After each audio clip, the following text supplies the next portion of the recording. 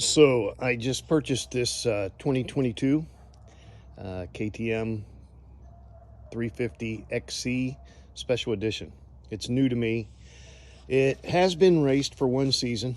It has 35 hours on it. I feel very lucky to have acquired it. Of course, it's a bike that was put together by Teely Energy in Pennsylvania. They raced it one season, and now I think they're going to go with the 2023 bikes.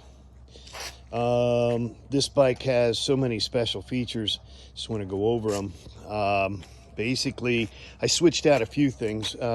Something that I like to work on is to try to get the least rotational mass. So I actually got a some lighter weight sprockets by Dirt Trix.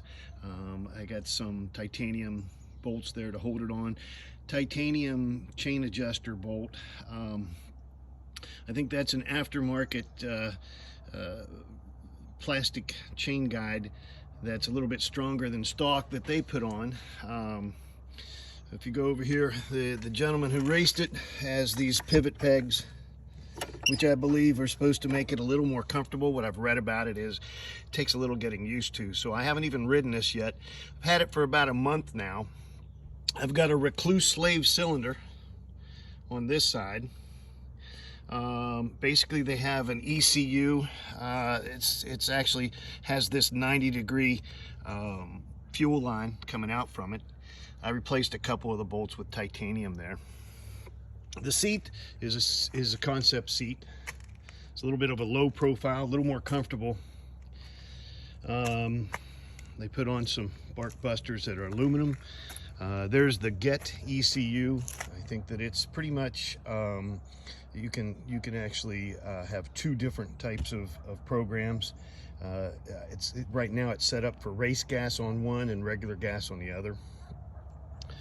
If you look at the front of the bike, I still have some titanium pieces there holding the rotor on.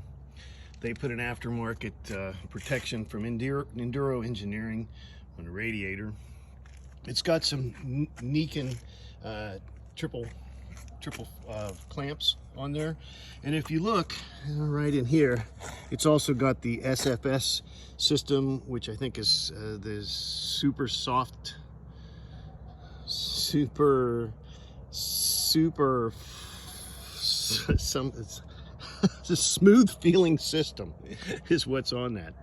And I guess it's supposed to give you a little bit more added suspension right here where this is. That's made in France. KTM has that as an aftermarket piece you can get. He also put these Dal Sogio conversion forks on them.